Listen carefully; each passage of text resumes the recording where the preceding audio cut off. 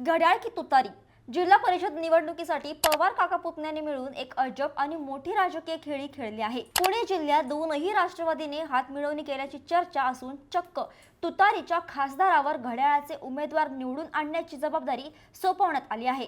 निवडणुकांचे अर्ज भरण्याला सुरुवात झाली असतानाच समोर आलेल्या या खळबळजनक स्ट्रॅटेजीने राजकारण चांगलंच तापलंय. नेमकं काय आहे हा प्लॅन आणि अमोल कोल्हेंवर कोणती नवी जबाबदारी आली जाणून घेणार आहोत या बातमीच्या माध्यमातून. नमस्कार, मी मृदुला. राज्यातील 29 महानगरपालिकांच्या निकालानंतर आता सर्वांचं लक्ष जिल्हा परिषद आणि पंचायत समितीच्या निवडणुकांकडे लागलं आहे. 16 जानेवारीपासून उमेदवारी अर्ज भरण्यास सुरुवात झाली असून पुण्यातून एक अत्यंत धक्कादायक आणि मोठी बातमी समोर आली आहे. जिल्हा परिषद निवडणुकीत आपापले गड राखण्यासाठी शरद पवार आणि अजित पवार या काका पुतण्याने एकत्र येत एक विशेष स्ट्रॅटेजी आखल्याची माहिती मिळत आहे. या नव्या समीकरणानुसार दोनही राष्ट्रवादी काँग्रेस आपापल्या सोयीनुसार घड्याळ आणि तुतारी वाजवणारा माणूस या चिन्हांचा वापर करणार आहेत. जिथे जे चिन्ह विजयासाठी सोयीचं ठरेल तिथे त्या चिन्हाचे उमेदवार उभे करून मतविभाजन टाळण्यावर दोनही पक्षाच्या नेत्यांचं एकमत झाल्याचं बोललं जात आहे. या रणनीतीचा सर्वात मोठा प्रयोग पुणे जिल्ह्यातील जुन्नर तालुक्यात पाहायला मिळतोय. धक्कादायक बाब म्हणजे जुन्नरमध्ये राष्ट्रवादी काँग्रेसचे उमेदवार घड्याळ या चिन्हावर निवडणूक लढवणार आहेत.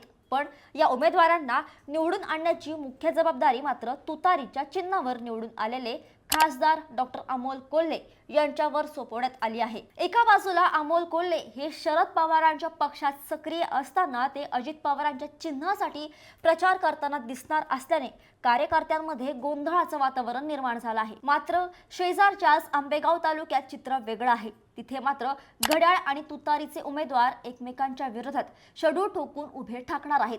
नुकत्याच झालेल्या महापालिका निवडणुकीत दयनीय अवस्थेनंतर राष्ट्रवादीच्या दोनही गटांना मतविभाजनाचा फटका बसल्याचं लक्षात आलं आहे.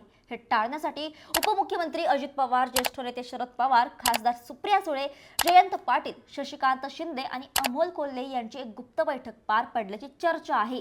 या बैठकीत स्थानिक पातळीवर समझोता करून तिथे राष्ट्रवादी वरचढ आहे तिथे एकत्र येण्याचे संकेत देण्यात आले आहेत. विशेष म्हणजे शरद पवारांच्या राष्ट्रवादीतील काही पदाधिकाऱ्यांनी स्वतःहून घड्याळ चिन्हावर निवडणूक लढवण्याची मागणी केल्याची माहिती समोर आली आहे.